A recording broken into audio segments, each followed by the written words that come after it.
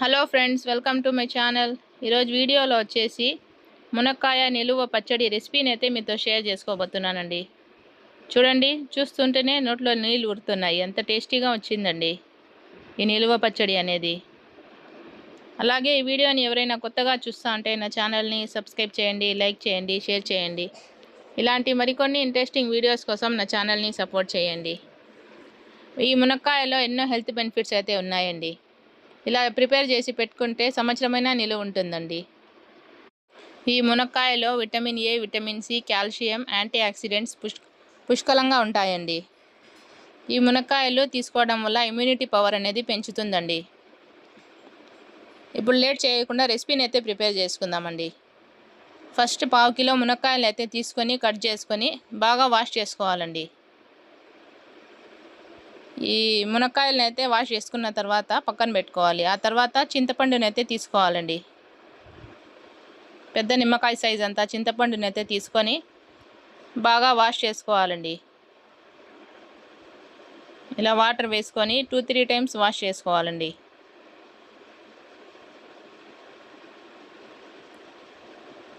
చూడండి, ఇలా వాష్ చేసుకున్న తర్వాత ఈ వాటర్ని అయితే తీసేయాలి. ఇప్పుడు మళ్ళీ వాటర్ వేసుకొని చింతపండునైతే నానబెట్టుకోవాలండి. ఇలా నానబెట్టి పక్కన పెట్టుకోవాలి. ఆ తర్వాత ఏదైనా ఒక క్లాత్ తీసుకొని ఈ మునక్కాయలను అయితే బాగా కడుక్కొని ఆరబెట్టుకోవాలండి. ఇందులో ఉండే వాటర్ అంతా ఆరిపోయేంత వరకు. మునక్కాయలు మరీ లావుగా ఉండకూడదు, అలాగని మరీ సన్నగా ఉండకూడదండి. మీడియంగా ఉండేటివి తీసుకుంటే నిలువ పచ్చడి అనేది బాగుంటుంది.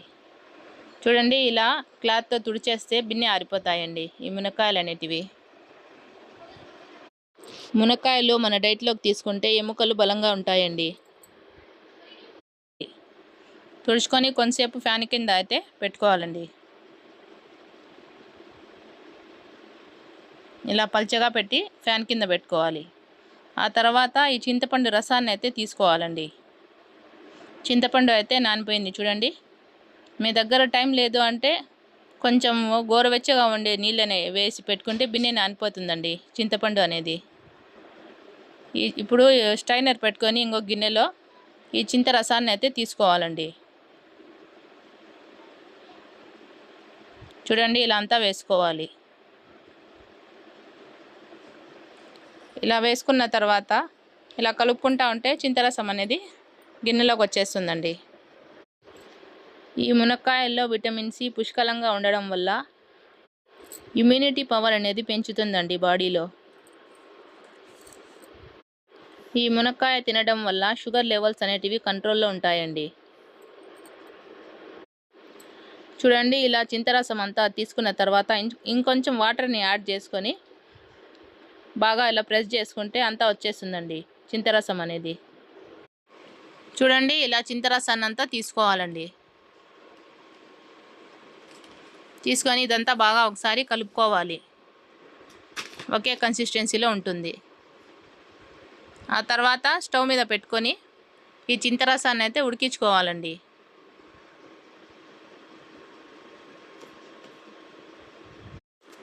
మధ్య మధ్యలో కలుపుకుంటూ ఉడికించుకోవాలండి. ఆ తర్వాత 1 స్పూన్ ఆయిల్ అయితే యాడ్ చేసుకొని కన్సిస్టెన్సీ థిక్గా అయ్యేంత వరకు ఉడికించుకోవాలండి. చూడండి, చింతరసం అనేది ఉడుకుతూ ఉంది. ఇలా కలుపుకుంటూ ఉడికించుకోవాలండి.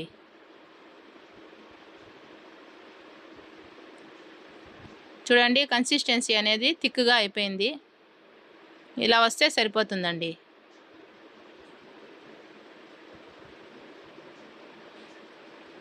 ఇలా వచ్చిన తర్వాత స్టవ్ని ఆఫ్ చేసేసి చల్లారబెట్టుకోవాలండి. ఆ తర్వాత ఇంకొక ప్యాన్ పెట్టుకొని 3/4 కప్పు ఆయిల్ని అయితే యాడ్ చేసుకోవాలండి. ఆ తర్వాత ఆయిల్ హీట్ అయ్యిందో లేదో ఫస్ట్ 2 మునక్కాయలు వేసి చెక్ చేసుకొని ఆ తర్వాత మునక్కాయలన్నీ ఇందులోకి వేసుకొని డీప్ ఫ్రై చేసుకోవాలండి. ఫ్లేమ్ని మీడియంలో పెట్టి డీప్ ఫ్రై చేసుకోవాలండి. నేనైతే మునక్కాయలన్నీ ఒకేసారి వేసుకొని డీప్ ఫ్రై చేసుకుంటున్నానండి. ఇలా మధ్య మధ్యలో కలుపుకుంటూ డీప్ ఫ్రై అయితే చేసుకోవాలండి. ఎక్కువ ఫ్రై చేయాల్సిన అవసరం అయితే లేదండి. కొంచెం కలర్ చేంజ్ అయితే తీసేయచ్చండి.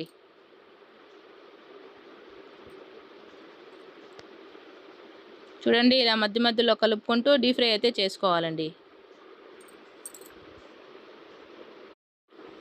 చూడండి ఇలా గోల్డెన్ కలర్ వస్తే సరిపోతుందండి. మునక్కాయలు అనేటివి డీప్ ఫ్రై అయిపోతాయి. ఇలా కలర్ చేంజ్ అయ్యేటివి అన్నీ తీసుకుందామండి ఒక ప్లేట్లోకి. మధ్య మధ్యలో కలుపుకుంటూ డీప్ ఫ్రై చేసుకొని అన్నీ అయితే తీసుకోవాలి ఒక ప్లేట్లోకి. మునక్కాయలన్నీ ఇలా డీప్ ఫ్రై చేసుకొని పక్కన పెట్టుకోవాలండి. ఆ తర్వాత ఇదే ప్యాన్లోకి 1 స్పూను శనగపప్పునైతే యాడ్ చేసుకోవాలండి. ఇది కొంచెం ఫ్రై అయిన తర్వాత ఇందులోకే మినపప్పునైతే యాడ్ చేసుకోవాలండి. 1 స్పూన్ యాడ్ చేసుకున్నాను. ఆ తర్వాత 1/2 స్పూన్ జీలకర్రనైతే యాడ్ చేసుకున్నానండి. ఇదంతా కొంచెంసేపు ఫ్రై చేసుకోవాలి. ఆ తర్వాత ఆవాలు 1/2 స్పూన్ అయితే యాడ్ చేసుకున్నానండి. ఆవాలు చిట్పట్లాడిన తర్వాత కరివేపాకు, ఎండుమిర్చి 2 యాడ్ చేసుకొని దోరగా ఫ్రై చేసుకోవాలండి. ఇలా ఫ్రై అయితే సరిపోతుందండి. స్టవ్ని ఆఫ్ చేసేసి కంప్లీట్గా చల్లారబెట్టుకోవాలండి. ఆ తర్వాత స్టవ్ మీద ప్యాన్ పెట్టుకొని 2 స్పూన్స్ ఆవాలని అయితే యాడ్ చేసుకోవాలండి. ఆవాలు కొంచెం ఫ్రై చేసుకోవాలి. ఇలా కలుపుకుంటూ ఫ్రై చేసుకోవాలండి. ఫ్లేమ్ని అయితే మీడియంలో పెట్టి ఫ్రై చేసుకోవాలి.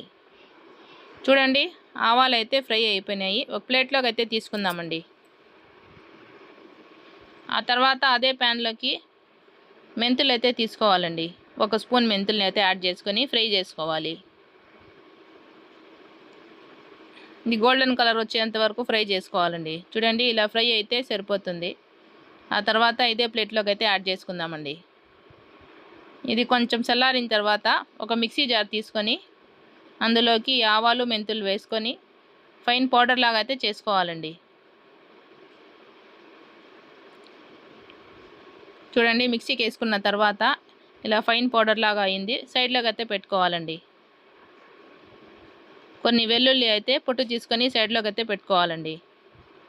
ఆ తర్వాత ఏదైనా ఒక బౌల్ తీసుకొని అందులోకి ఫ్రై చేసుకున్న మునక్కాయలను అయితే యాడ్ చేసుకోవాలండి. ఆ తర్వాత పచ్చడికి సరిపడా కారాన్ని అయితే యాడ్ చేసుకోవాలండి. 2-3 స్పూన్స్ ఉంటుందండి ఈ కారము. అలాగే 2-3 స్పూన్స్ సాల్ట్ ఉంటుందండి. ఆ తర్వాత ఆవాలు, మెంతిపొడి అండి ఒక 2 స్పూన్స్ యాడ్ చేసుకున్నానండి. ఇదంతా మునక్కాయలకి బాగా పట్టేలాగా కలుపుకోవాలండి. ఈ కారము, ఉప్పు అంతా బాగా కలిసేలాగా కలుపుకోవాలి. చూడండి ఇలా అంతా బాగా కలుపుకోవాలండి. ఆ తర్వాత చింతరసం కూడా చల్లారిపోయింది. ఇందులోకి యాడ్ చేసుకోవాలండి. ఈ మునక్కాయలోకి ఈ చింతరసాన్ని అంతా యాడ్ చేసుకున్న తర్వాత బాగా కలుపుకోవాలండి. పొట్టు తీసుకున్న వెల్లుల్లిని అయితే యాడ్ చేసుకున్నానండి. ఇది పూర్తిగా ఆప్షనల్ అండి. మీకు ఇష్టం ఉంటే వేసుకోవచ్చు, లేకుంటే స్కిప్ చేసేయచ్చు. చూడండి ఇలా అంతా బాగా కలుపుకోవాలి. చింతరసం అంతా బాగా కలిసేలాగా. చూడండి పోపు కూడా చల్లారిపోయింది. ఇప్పుడు ఇందులోకి యాడ్ చేసుకుందామండి.